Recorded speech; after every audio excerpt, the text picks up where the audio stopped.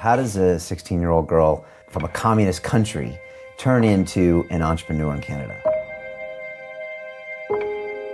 If you can be proud doing any job, you can grow to anything. Like if you can sweep the floor and be passionate about sweeping the floor, then you will grow eventually. But if you're sweeping the floor and you're like, oh, this is so beneath me, with that kind of attitude, you will not grow.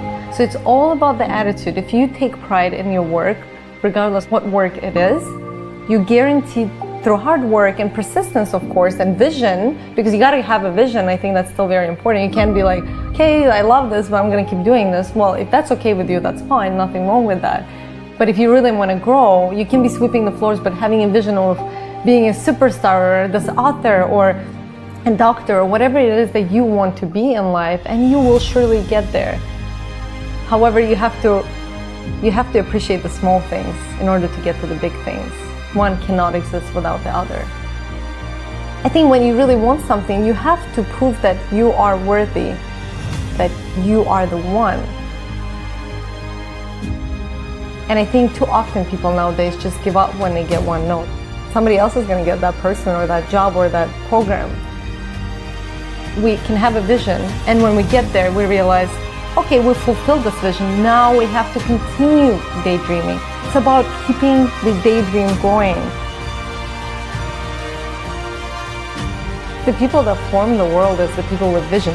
That's why everyone has to use it, and like keeping that vision, the dreaming and believing and seeing that picture clear, not stopping, because of course you change, and as you change, your vision will change. So that's something that has to be constantly evolving, I believe. We struggled financially. Anytime I say this on the podcast, my dad is like, we were middle class in Azerbaijan. Yes, absolutely. But middle class in Azerbaijan is different from middle class in America, right? Like my parents, we had one bedroom tiny apartment, and my parents gave their bedroom to my sister and I so we can have a bedroom. And for 16 years of my life, until we moved to immigrated to Canada, they slept on the couches in living room.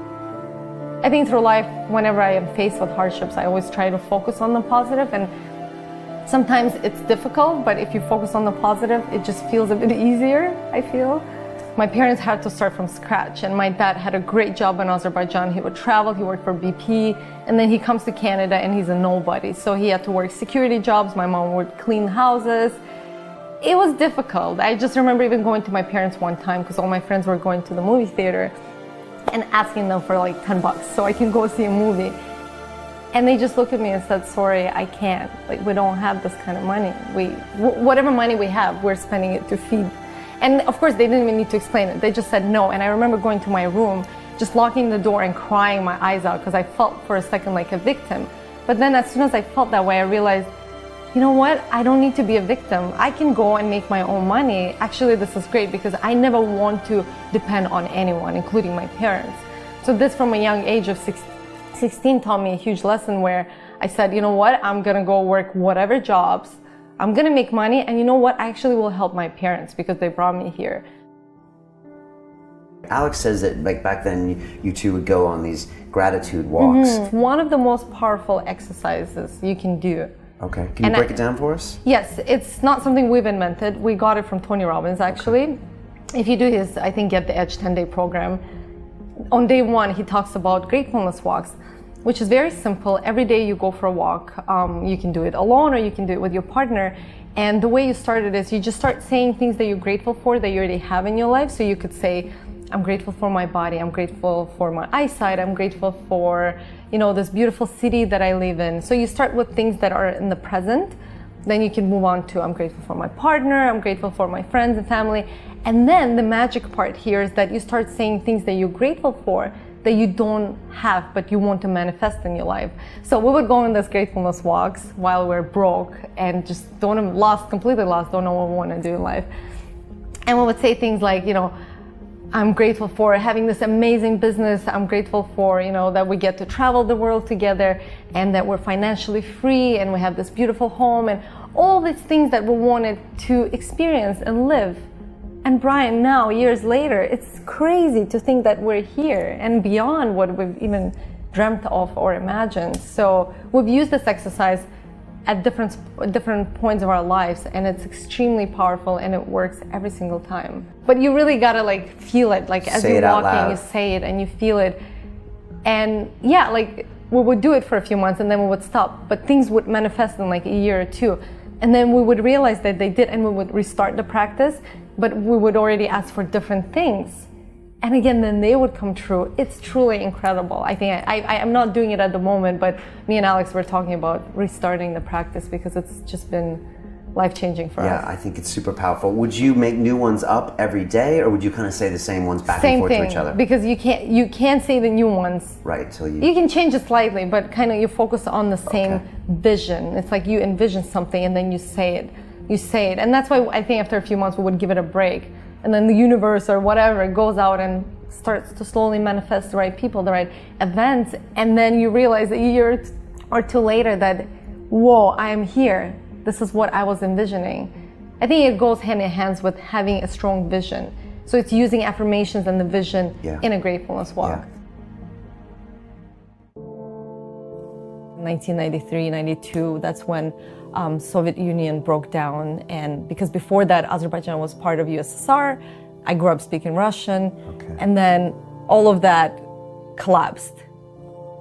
These were young kids who were on drugs, the soldiers, right? That were given guns and basically went around town shooting people on the street.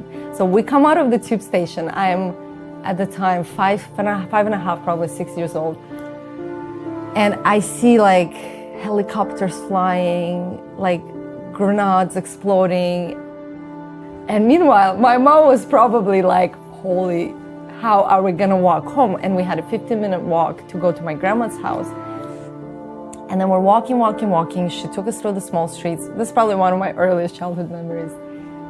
And literally, these soldiers were just shooting innocent people on the street.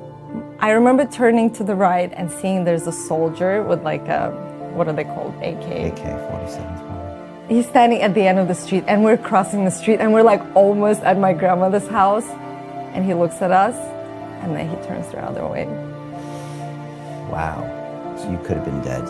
Yeah, like literally, but I get more emotional now because I can imagine how my mom felt with two girls, and like any one of us could have been shot, you know?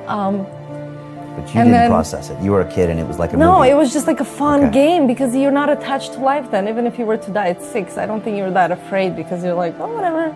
Yeah. I don't even know what we think at 6. And then just like also hiding because then we got home and everybody had to be on the floor because they were like shooting the windows. That's like serious. Scary. Yeah, like that's crazy stuff. Trauma. And it is major trauma, I guess. I don't know. See, like I hid it all inside and now it's all coming up because it needs to come up and just like leave because it's not serving my body anymore, because that's also partly I think like why for a big part of my life like I have like mild anxiety because I feel like the can go down at any time. Right. Because you grew up with that. Or anytime I hear a siren, because we used to get those sirens at night, like I go back to being like 6, 7 years old. And some people can say, well, I also experienced that when I lived there. But I feel like everybody observes things differently and absorbs things differently. So for me, it really impacted me. A lot of people who grew up in Canada or who were born in Canada, they're just so comfortable because they've always had this nice, comfortable life. But the immigrants that come into the country, they're hungry and eager. If you look around Toronto, for example, one of the biggest, if not the biggest city in Canada, most of the businesses are owned by immigrants. It's incredible, it's inspirational. These people came into the country not speaking the language. They had so many disadvantages if you compare them to a local. And yet they went through all this adversity and managed to create a successful business and employ other people. It blows my mind. And why can they do that? How? Why? Because they're used to adversity. Adversity is good. You know, looking back at my life, I never feel sorry for myself. I might have in the past because I was maybe in that mentality a little bit of like, oh, poor me, how come I had this kind of childhood or upbringing, or how come we didn't have much financial freedom.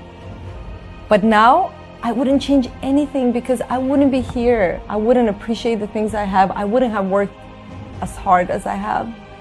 Becoming comfortable makes you complacent, and that's the worst thing, because you just don't do anything. You're just like, meh, life's good. It's not a bad thing. I'm not trying to label it, but when you have a dream and you want something, it's not just going to happen. You have to work for it.